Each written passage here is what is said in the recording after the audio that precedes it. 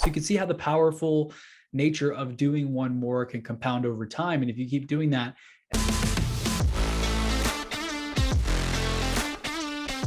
hey everybody, Chris Bello here with chrisbello.com. Welcome to the Entrepreneur Motivation Podcast.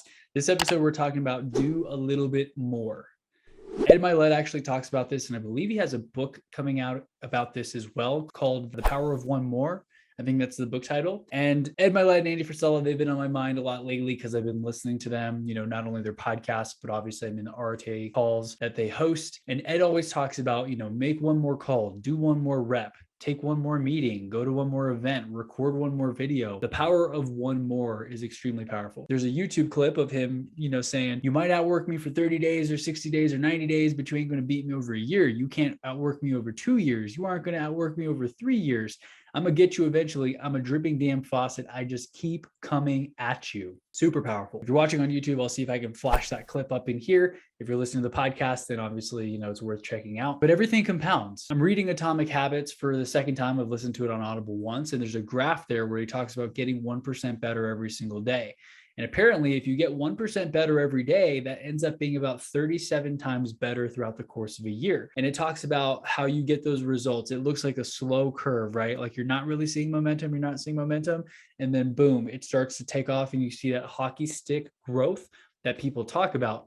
And alternatively, if you get 1% worse every day, you're also trending towards zero, I guess, infinitely or whatever. It always blew my mind whenever they would talk about infinitesimally, where you just never really reached your zero, you just approach it. But yeah, don't do that. You want to get 1% better every day, and that ends up being about 37 times better throughout the course of a year. So if you're about to quit, if you're feeling tired, if you're feeling frustrated, do a little bit more. Pro tip here, I've talked a lot about coaches and accountability, and I see the power, but really hire a coach, hire a trainer, hire someone to make you do things that you aren't going to make yourself do. So I did leg day with the trainer the other day, and he pushed me harder than I would ever push myself, hands down. I'll play a quick video clip again if you're watching the video, but it hurt to walk, sit, move, etc. for 3 days. I'm not even exaggerating. I had not been that sore in a while. Like I was winded, out of breath, right? Squats, like lunges. He had me dragging the tire around with a weight belt, which you're going to see in the video. And yeah, we'll play it now real quick if you're watching. Glutes.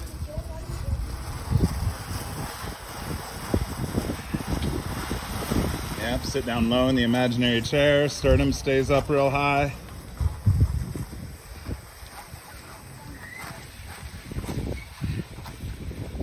This is where the friction's worse right here. It is, yes.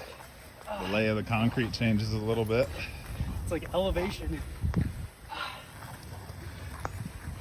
Chest up high. Good. Okay, so hopefully you had a chance to see that, but what you didn't see, the video I didn't want to show you, is the recording of me coming back from that side. I had to stop and take 2 or 3 breaks because there was a little more elevation. my legs felt like they were just going to lock up. I wanted to quit and I stopped. And in the video, I probably should have played it for you, but maybe next time. I just didn't want you to see me so weak and in pain. My face was looking a little funny in the video too, but in that video, you can hear him say like, no, keep going, don't stop. Whatever you do, just do not stop. And I'm like, I gotta stop. I think I stopped for 2 or 3 seconds there, but hearing him tell me to push myself and go, I kept going. And I was so relieved when I got to the end of that because my legs were on fire. Whenever you think you've done enough, go a little bit harder.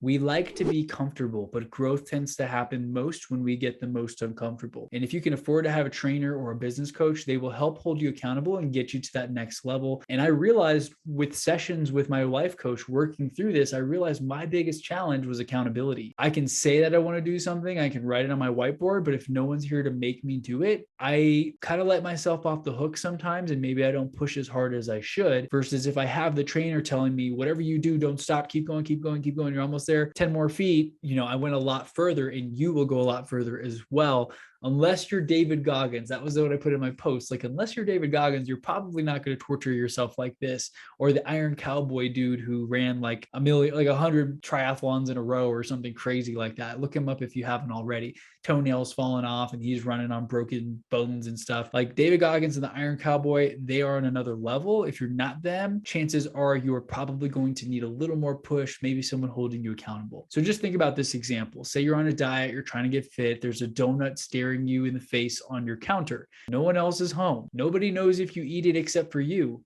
That is tough, and willpower can only get you so far. Now, if you had like an accountability coach, or you knew you were going to be checking in with a weekly accountability partner, they're going to ask how your diet went. You don't want to tell them that you just ate a donut today when you're trying to not eat any sweets or sugar, or if you're trying to do 75 hard or something like that.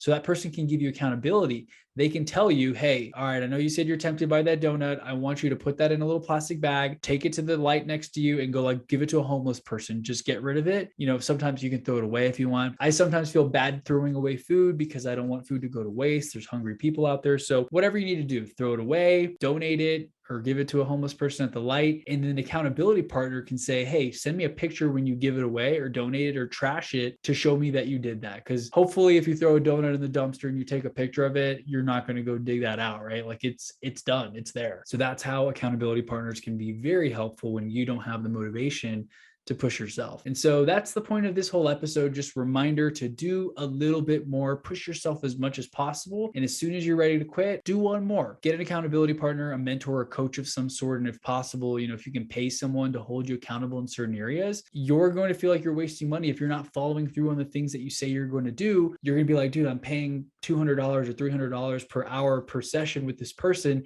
I keep telling them I want to do this thing that I'm not doing. I'm throwing money away. I need to actually take action on this and make it happen. So remember, just do a little bit more. Next time you're about to stop, try one more, like Ed Milet talks about. Do one more set, make one more phone call. Literally remind yourself, have a reminder, a paper on your desk or something like that that says one more, or write it up on your whiteboard. And as soon as you're like, okay, I think I'm done. I think this is gonna be my last podcast of the day. No, you know what? I'm gonna record one more to send to my virtual assistant so that I can get ahead of my schedule and I'm not making these videos for you, these podcasts for you at the last minute, right? So you can see how the powerful nature of doing one more can compound over time. And if you keep doing that every single day over the course of a year, over the course of 5 years, over the course of 10 years, it's like that Ed Milet quote I talked about, right? I'm looking back at it. You ain't going to beat me over a year. You can't outwork me over 2 years. You aren't going to outwork me over 3 years. I'm going to get you eventually. I'm a dripping damn faucet. I just keep coming at you. And if you have that motivation, if you have that persistence, if you show up every single day, give it 100%, give it 110%. and do it consistently enough over a long enough period of time, you're going to get to wherever it is that you're trying to go. Just remember to do one more. It's okay to fail. It's okay to feel like a failure. It's okay to not feel like you're getting there fast enough. We all feel that way. Just do a little bit more, have faith in the process. You're going to get there sooner rather than later. And with that said, that's it for this episode. If you got any comments, concerns, questions, drop them in the comments below on YouTube. Make sure to like, comment, subscribe if you haven't. If you're on Apple Podcasts and you haven't left me a review, please do so. The show grows a ton by word of mouth and by leaving reviews so that other people can find the show, come across this message, and hopefully get what they need in order to get to that next level. So with that being said, I will catch you in the next episode. Have a great rest of your day, great rest of your week, and we'll talk soon.